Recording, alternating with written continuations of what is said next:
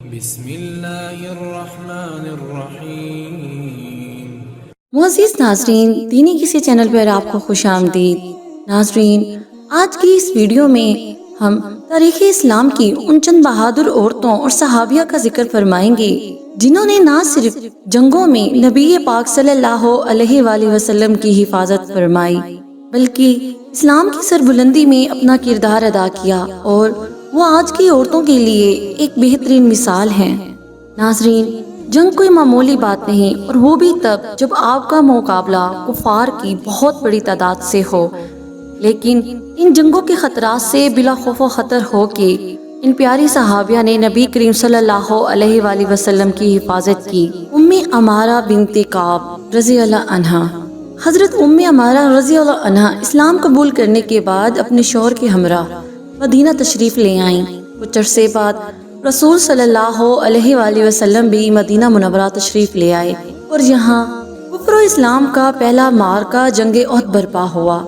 جنگ کے دوران ایک وقت ایسا بھی آیا کہ شیطان نے یہاں یہ خبر پھیلا دی کہ حضرت محمد صلی اللہ علیہ وآلہ وسلم قتل کر دیے گئے ہیں، نعوذ باللہ۔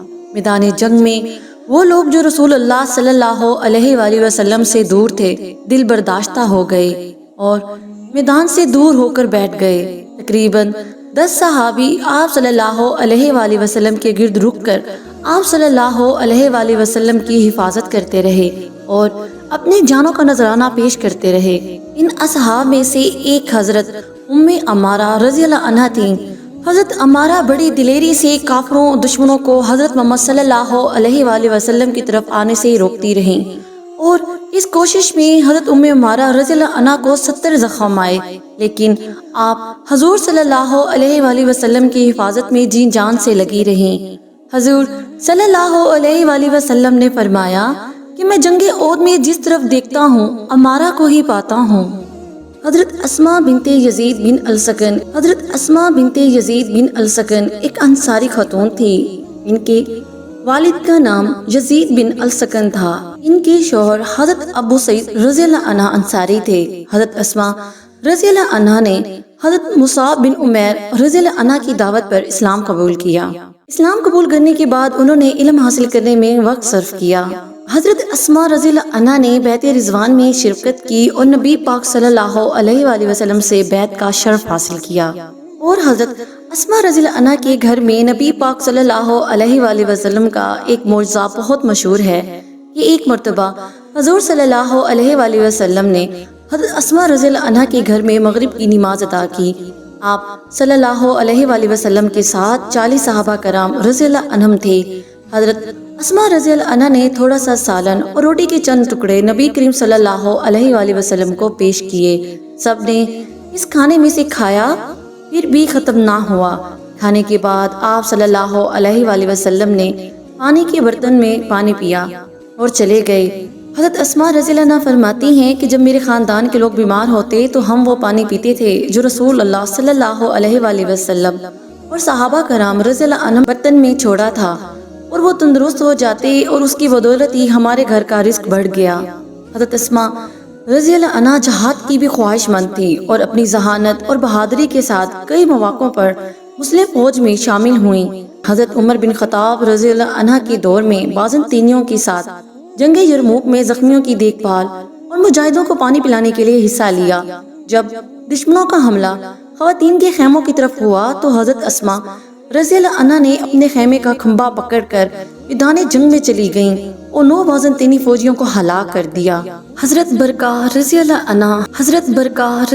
عنہ حبشہ کی خاتون تھی۔ وہ حبشی سالبہ بن عمرو کی بیٹی تھیں، لیکن آپ رضی اللہ عنہ اپنی کنیت ام ایمن کے نام سے زیادہ مشہور و معروف ہیں۔ ام ایمن نبی کریم صلی اللہ علیہ وآلہ وسلم کی پدر بزرگوار حضرت عبداللہ رضی اللہ عنہ بنت عبد المطلب کی خاتمہ تھیں۔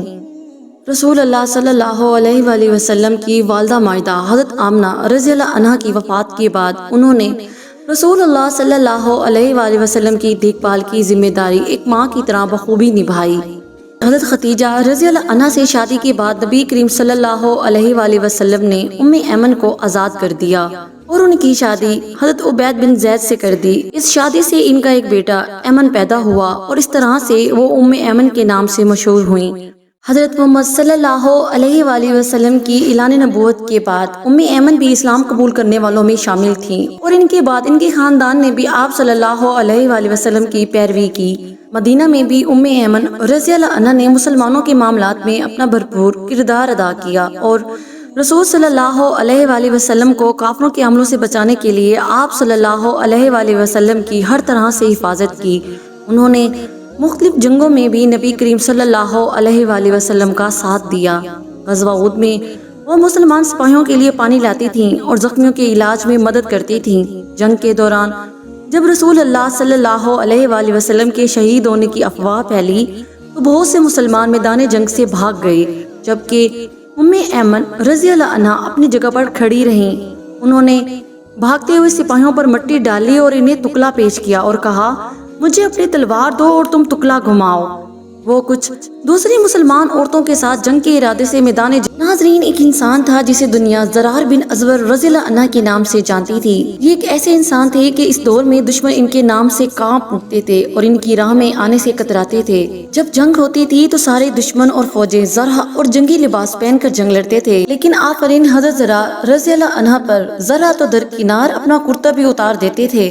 لمبے بال لہراتے چمکتے بدن کے ساتھ جب میدان میں اترتے تھے تو ان کے پیچھے دھول نظر آتی تھی اور ان کے آگے لاشیں۔ اتنی پھرتی، تیزی اور بہادری سے لڑتے تھے کہ دشمن کی صفیں چیر کر آگے نکل جاتے تھے۔ ان کی بہادری نے بے شمار مرتبہ حضرت خالد بن ولید رضی اللہ عنہ کو تعریف کرنے اور انعام و اکرام دینے پر مجبور کیا۔ دشمنوں میں وہ ننگے بدن والا کے نام سے مشہور تھے۔ رومیوں کی لاکھوں کی تعداد پر مشتمل لشکر سے جنگ اجنادین جاری تھی۔ حضرت زرار رضی اللہ عنہ حسب معمول میدان میں اترے اور سب آرا دشمن فوج پر طوفان کی طرح ٹوٹ پڑے اور اتنی تیزی اور بہادری سے لڑے کہ لڑتے لڑتے دشمن کی فوج کی صفیں چیرتے ہوئے مسلمانوں کے لشکر سے بچھڑ کر دشمن فوج کے درمیان تک پہنچ گئے۔ دشمن نے انہیں اپنے درمیان دیکھا تو ان کو نرغے میں لے کر بڑی مشکل سے قید کر لیا۔ مسلمانوں تک بھی خبر پہنچ گئی کہ حضرت زرار رضی اللہ عنہ کو قید کر لیا گیا ہے۔ حضرت خالد بن ولید رضی اللہ عنہ نے اپنی فوج کے بہادر نوجوانوں کا ایک دستہ تیار کیا اور حضرت زرار رضی اللہ عنہ کو آزاد کروانے کے لیے ہدایات وغیرہ دینے لگے۔ اتنے میں انہوں نے ایک نقاب پوش سوار کو دیکھا جو گرد اڑاتا دشمن کی فوج پر حملہ آور ہونے جا رہا ہے۔ اس سوار نے اتنی تندخوئی اور غضبناکی سے حملہ کیا کہ اس کے سامنے سے دشمن پیچھے ہٹنے پر مجبور ہو گیا۔ حضرت خالد رضی اللہ عنہ اس کے وار کو دیکھ کر اور شجاعت کو دیکھ کر اش اش کر اٹھے اور ساتھیوں سے پوچھا کہ یہ سوار کون ہے، لیکن سب نے لا علمی ظاہر کی کہ وہ نہیں جانتے۔ حضرت خالد رضی اللہ عنہ نے جوانوں کو اس سوار کی مدد کرنے کو کہا اور خود بھی مدد کرنے اس سوار کی جانب لپکے۔ گھمسان کی جنگ جاری تھی، کبھی حضرت خالد بن ولید رضی اللہ عنہ اس سوار کو نرغے سے نکلنے میں مدد کرتے اور کبھی وہ سوار حضرت خالد رضی اللہ عنہ کی مدد کرتا۔ حضرت خالد رضی اللہ عنہ اس سوار کی بہادری سے متاثر ہو کر اس کے پاس گئے اور پوچھا، کون ہو تم؟ اس سوار نے بجائے جواب دینے کی اپنا رخ موڑا اور دشمنوں پر جارحانہ حملے اور وار کرنے لگا۔ موقع ملنے پر دوسری بار حضرت خالد رضی اللہ عنہ نے پوچھا، اے سوار تو کون ہے؟ اس سوار نے پھر جواب دینے کی بجائے رخ بدل کر دشمن پر حملہ آور ہوا۔ تیسری بار حضرت خالد رضی اللہ عنہ نے اس سوار سے اللہ کا واسطہ دے کر پوچھا، اے بہادر تو کون ہے؟ تو نقاب کے پیچھے سے نسوانی آواز آئی کہ میں زرار رضی اللہ عنہ کی بہن خولہ بنت ازور ہوں اور اس وقت تک چین سے نہیں بیٹھوں گی جب تک اپنے بھائی کو آزاد نہیں کروا لیتی۔ حضرت خالد رضی اللہ عنہ نے کہا کہ پہلے کیوں نہیں بتایا؟ تو کہنے لگی، آپ نے منع کر دینا تھا۔ حضرت خالد رضی اللہ عنہ نے کہا، آپ کو آنے کی کیا ضرورت تھی؟ ہم تھے آزاد کروانے کے لیے۔ تو حضرت خولہ رضی اللہ عنہ نے جواب دیا کہ جب بھائیوں پر مصیبت آتی ہے تو بہنیں ہی آگے آیا کرتی ہیں۔ پھر مسلمانوں اور حضرت خولہ رضی اللہ عنہ نے مل کر حضرت زرار رضی اللہ عنہ کو آزاد کروا کر ہی دم لیا۔